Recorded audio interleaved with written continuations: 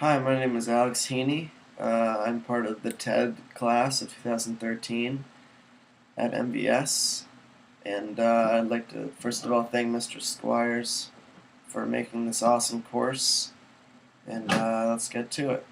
So I'd like to talk about kind of a tip for artists or creatives or anyone who is passionate in their field, um, and that is how to write your name among the stars and how to be heard. Now, first, you'll have to bear with me because I really want to paraphrase this quote by Bill Bryson. Um, Bill Bryson is one of my favorite authors. He wrote A Brief History of Nearly Everything, and in that he says, "Consider that not one of your pertinent ancestors was squashed, devoured, drowned, starved, stranded, or untimely wounded, that would otherwise deflect from its life quest of delivering the tiny charge of genetic material which would eventually result in, astoundingly and all too briefly, you." Now, physically, this quote gives us a coherent grasp on the concept of our existence. This reminds us of our lineage, and in some sense makes us feel gratitude for our place, but it doesn't fully explain what to make of our physical place.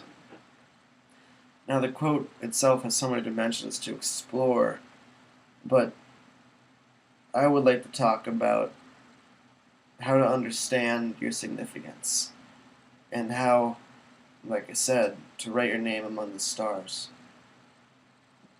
So, step one. First, you have to realize the beauty of not being the highest in the universal hierarchy.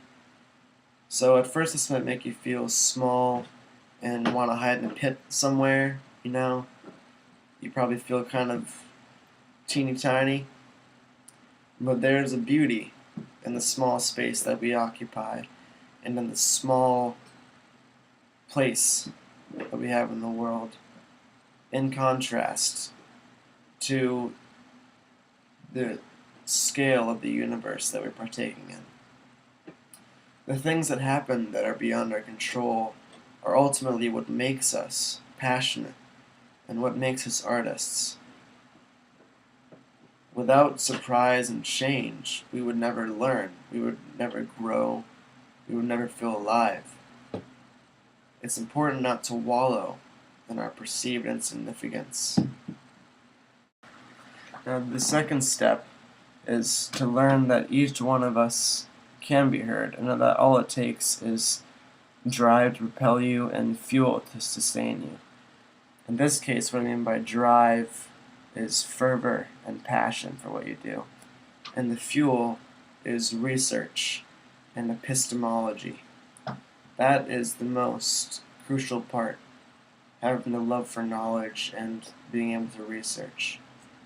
It occurs to me that anyone who's ever been heard and changed things was not only a master, but also a student of their craft. And that indicates true passion. It's why any well-known artist hasn't stopped after their first hit.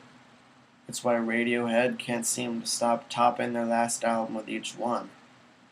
It's why, famously, the Beatles put in 10,000 hours of practice before they got famous, and then another couple 10,000 afterwards. One of my favorite artists, his name is Jay Dilla, and he was a hip-hop artist, and he produced and made beats for other rappers of his time.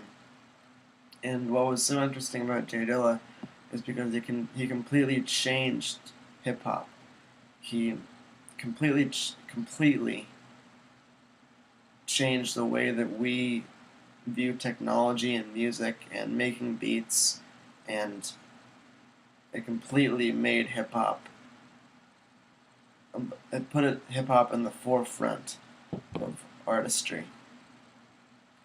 And I was watching a VH1 documentary of him recently, and it went through his old record collection.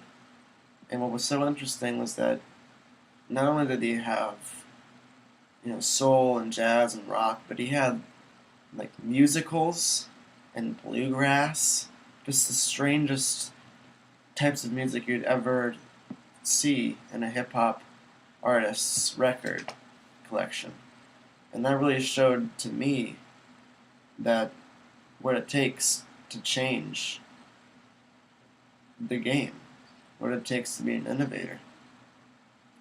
And that would be just true interest in everything about what you're doing and researching it and having that passion. That's what we all live for, to get better and to improve, because it's rare when we truly feel satisfied with where we are in time. The final step is to understand that no matter how dissatisfied you may be with life, that the universe is on your side. A question I encounter a lot with myself and my fellow classmates is, when, as a creative, ambitious, and knowledge-hungry youth, should we become comfortable? Is comfort an illusion that only comes when you've ignored either the failure of your current pursuit or some sort of looming failure in the distance? The truth is, we can be comfortable with the fact that there is assurance in what we do. Innovators don't know what lies on the horizon. That would defy the definition of innovation. The assurance lies in the fact that we can all go to sleep at night knowing that we're doing what we truly love to do. And if we truly love what we're doing, we can be heard. Since childhood, we've learned to cry, yell, and mumble, and eventually talk in that order. We gained a larger vocabulary, and we've learned how to communicate better to others. The truth was, as children, we screamed and we cried just because we wanted to be heard. It's my belief that by garnering this childhood passion and really indulging yourself in what you love, and at the same time researching and gaining knowledge and expanding our vocabulary in what we do, with all this, we can truly be heard, we can be creative, and we can truly write our name among the stars for the world to see. Thank you.